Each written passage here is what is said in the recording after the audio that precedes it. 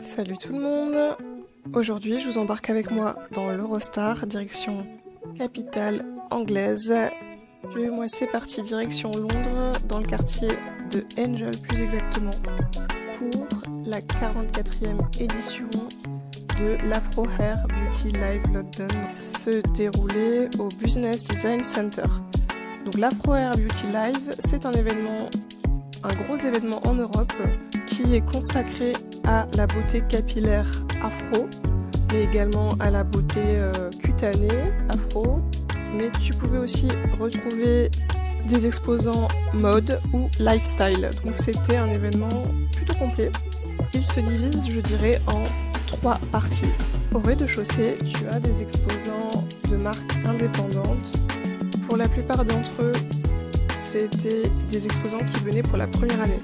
Au premier étage, il y avait aussi un coin presse librairie, donc avec de la presse dédiée à la culture afro, à l'histoire afro. On retrouvait également des exposants alimentaires, donc il y avait par exemple une femme qui vendait des chocolats du Ghana. Restez bien jusqu'à la fin de la vidéo, je vous montrerai un peu tout ce que j'ai acheté. Au premier étage, là, c'était les gros exposants avec des marques plus connues comme Doux, Miel. Il y avait également ORS, Talia Wajid ou Uncle Funky's Daughter. Donc ça, c'est pour les marques que je connaissais. On retrouve aussi des gros stands de marques que personnellement je ne connaissais pas, probablement plus connues dans le monde anglo-saxon, type Ebin New York, je ne sais pas si vous connaissez. Il y avait aussi une grosse marque indienne que personnellement je ne connaissais pas, c'est Vatika Naturals.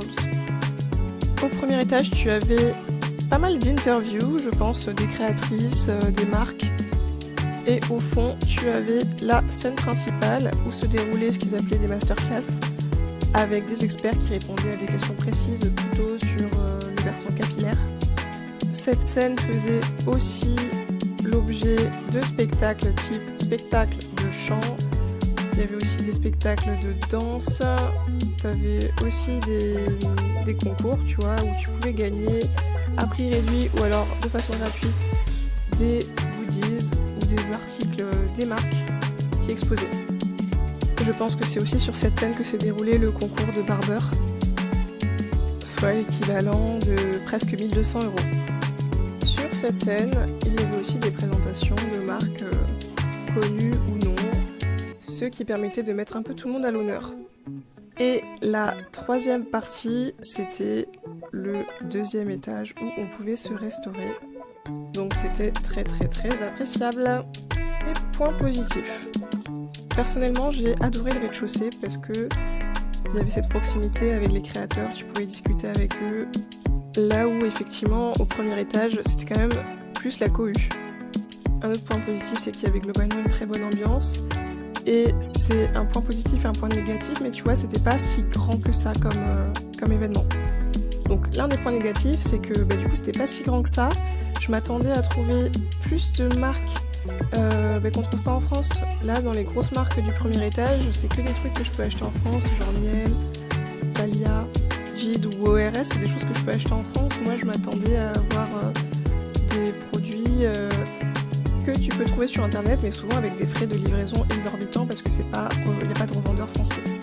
Aussi, je m'attendais à trouver plus de marques du versant tresse, donc plus de revendeurs de mèches, ce qui n'était pas le cas. T'avais des mèches naturelles pour les perruques, mais pour les tresses, il n'y avait pas grand-chose. Après, c'était l'heure de rentrer. Je me suis baladée un peu, j'ai marché parce qu'il faisait très beau ce jour-là, donc j'étais contente. J'adore marcher. Donc le bilan de mes achats, je vous montre ça tout de suite. J'ai acheté une serviette en microfibre. Tu sais, c'est des serviettes que tu peux attacher avec un petit bouton pour pouvoir sécher tes cheveux. Ça faisait un moment que je voulais une serviette comme ça, donc autant l'acheter à un créateur plutôt que de le payer sur Amazon ou quoi. C'était cette robe africaine.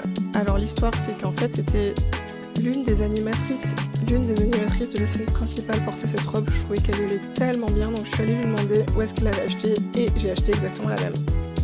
J'ai fini par craquer aussi pour cette petite marque de produits cosmétiques. J'ai pas encore essayé, mais je vous en dirai des nouvelles. Ça s'appelle Murad. Il se trouve que j'avais notamment besoin, depuis longtemps, d'un anti-cerne avec ce genre de packaging en tube. Il n'y avait pas la possibilité de l'acheter tout seul, donc j'ai pris la petite sacoche. J'ai aussi acheté ces bijoux de tresse. Là, ça rend pas très bien sur ma tresse parce qu'en fait c'est flexible et j'avais fait un chignon, donc ça rend pas très droit, ça fait bizarre. Et donc je trouve que esthétiquement c'est très joli. Sur le principe de porter un bijou de tresse, je trouve que c'est très élégant et que ça habille la coiffure. Par contre, le gros défaut là, c'est que si tu fais un chignon, en fait ça se coince dans tes racines. Et typiquement j'avais fait un chignon, j'ai dormi avec et j'ai été réveillée en pleine nuit parce que mes cheveux étaient accrochés quoi. Donc bon, petite astuce, apporter cheveux détachés.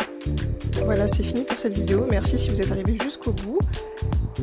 Je vous dis à très bientôt pour la prochaine destination et la prochaine vidéo qui seront de très grosses surprises. Attention.